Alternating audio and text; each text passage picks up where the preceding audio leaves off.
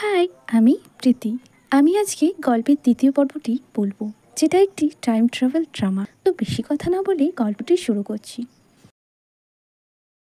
Kim যখন বাস্কেটবলে practice করছিল, তো সেখানে হ্যান্সেল এলে কিম ওখান থেকে লজ্জায় পালিয়ে যায়। তারপর দেখি কিম তার বন্ধুর সাথে কথা বলছে। তখন তার বন্ধু বলে, তুই ওখান থেকে চলে এলি কেন? তো কিম তার বন্ধুকে সব বলে, যে সে হ্যান্সেলকে পছন্দ করে।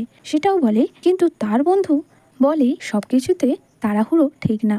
কিম তখন বলে পৃথিবী ধ্বংস হয়ে যাবে, এই কারণে অপেক্ষা করতে চায় না। তো আমরা বর্তমানে দেখি মনি স্টুডি হলে যায় এবং একটি যন্ত্রের সম্বন্ধে জানতে চায়। তখন সেখানে গার্ড শুনতে পেয়ে বলে, অনেকদিন আগেই সবাই যখন একে অপরের সাথে দেখা করতে পারতো না, তখন ফোন বুথে নিজের মেসেজ লিখে রাখতো। তো মনি সেখানে থাকা মেসেজগুলো দেখে মনির কিমের কাছে জানতে চায় সে কোন ইয়ারে কলেজে পাশ করেছে। কিম তখন বলে, আমি পাশ করব 2000 সালে, আর আমি আছি 1999 সালে। তো আমি 1 বছর পরে পাশ করব।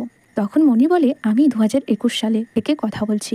কিন্তু কিম আবারও অবাক হয়ে মনিকে মিথ্যাবাদী ভাবে এবং মনিকে কিম তখন তার ফোন নাম্বারে কল করতে বললে, মনি যখন ফোনে কল করে তখন বলে যে ওই নাম্বারে কোনো অস্তিত্ব নেই। মানে তখনকার দিনে যেই ফোন ছিল এখন আর ব্যবহার হয় না। তো মনি তখন বলে কিমকে ওই ফোন বুথের একটা মেসেজ ছেড়ে দেওয়ার কথা বলে। তো কিম পরের দিন সেই ফোন বুথে মেসেজ লিখে দেয়, আর বর্তমানে মনি সেই মেসেজটা পায় যেটা কিম লিখেছিল 1999 সালে। তো মনি তার বন্ধুদের এই কথাটা বলে, কিন্তু তার বন্ধুরা বিশ্বাস করে না। তো পরের সিনে দেখি মনি রাত্রিরে ইয়ানজির সাথে দেখা করে। সে জানতে পারে ইয়ানজির পরিবারের আর্থিক অবস্থা ভালো নয়, আর তাই সেই পড়াশোনা মাঝপথেই ছেড়ে দেবে। তো আমাদের মনি অনেক বেশি কষ্ট পায়। তো আবারও অতীতে দেখি কিম হ্যান্সেলের সাথে দেখা করে, গতবারের জন্য ক্ষমা চায়। আর বাড়িতে ফিরে কিম সেই হ্যান্ড রেডিওতে মনির সাথে কথা বলতে থাকে এবং তারা ভালো বন্ধু হয়ে যায়। কিম তখন মনিকে বলে সে একটা মেয়েকে পছন্দ করে, কিন্তু বলতে পারছে না। তো মনি বর্তমানে থাকায় সেই হেতু কিমকে নানান রকমের বুদ্ধি দেয়। এমনকি বর্তমানে কোরিয়াতে যে হেয়ার স্টাইল চলছিল সেটাও তাকে বলে,